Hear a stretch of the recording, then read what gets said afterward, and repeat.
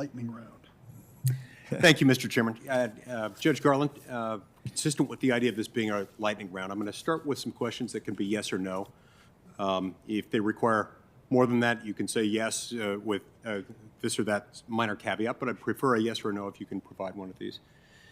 Do you believe that individuals who advocate for the rights of unborn human beings are rendered unfit for public office by virtue of having engaged in such advocacy? No. Do you believe that efforts to purge voter rolls of individuals who have either died or have left the state in question, or to require voter identification are racially discriminatory and an assault on voting rights?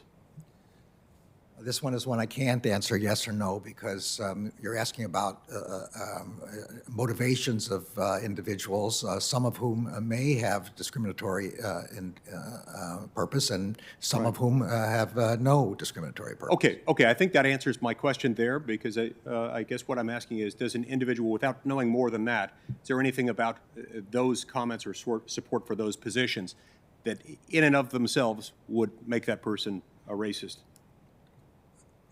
or an assault on voting rights? Again, there's nothing about the comment itself, but when there's such a thing as circumstantial evidence, obviously, Gotcha. And if there's enormously disparate impact of things that somebody continues to propose, it's not unreasonable to draw conclusions from that. But the mere fact of the statement, no. Do you believe that Republicans in the United States, and by Republicans I mean as a whole, are determined to, quote, leave our communities to the mercy of people and institutions driven by hate, bigotry, and fear of any threat to the status quo, close quote? I don't make generalizations about members of political parties. I would never do that. I appreciate that and wouldn't expect otherwise. The reason I raise these ones is that these are questions that have been drawn from comments made by Vanita Gupta, who's been nominated to be the Associate Attorney General, has advocated for each of these positions. Well, Senator, I know Vanita Gupta now quite well. I didn't know her before, but since the nomination, I've gotten a chance to talk with her and speak with her. I have to tell you, I regard her as a person of great integrity and a person who is dedicated to the mission of the department, and particularly equal justice under law. Understand? So I don't know I'm not asking you to weigh in on her, on her as a person. Yeah. I'm just talking about the comments. Let's move on. Would an individual's past statements, statements in the past as an adult, declaring that one racial group is superior to another, would statements like that be relevant to an evaluation of whether such a person should be put in charge of running the Department of Justice's Civil Rights Division? So, Senator, I've read in the last few days these allegations about Kristen Clarke, who I also have gotten to know, who I also trust, who I believe is a person of integrity, whose views about the Civil Rights Division I have discussed with her, and they are in line with my own. I have every reason to want her. She is an experienced former blind prosecutor of hate crimes, and we need somebody like that to be running the... I'm asking about the statement. I'm not asking about her as a person. I'm asking about the statement.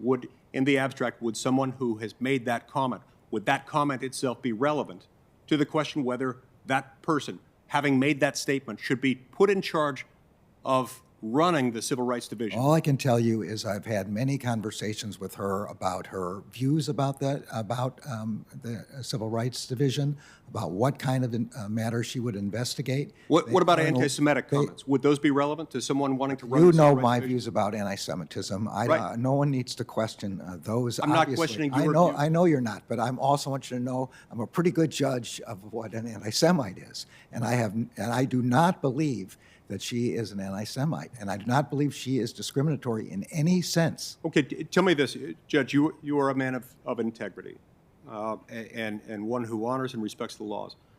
What assurances can you give us, as one who has been nominated to serve as the Attorney General of the United States, that you, if confirmed as Attorney General of the United States, what assurances can you give Americans who are Republican, who are pro-life, who are religious, people who are members of certain minority groups, in short, half or more than half of the country, telling them that the U.S. Department of Justice, if you're confirmed, will protect them if Department of Justice leaders have condoned radical positions like those that I've described. Look, I'll say again, I don't believe that either Vanita or Kristen condone those positions, but and I have complete faith in them. But we are a leadership team, along with Lisa Monaco, that will run the department. And in the end, the final decision is mine.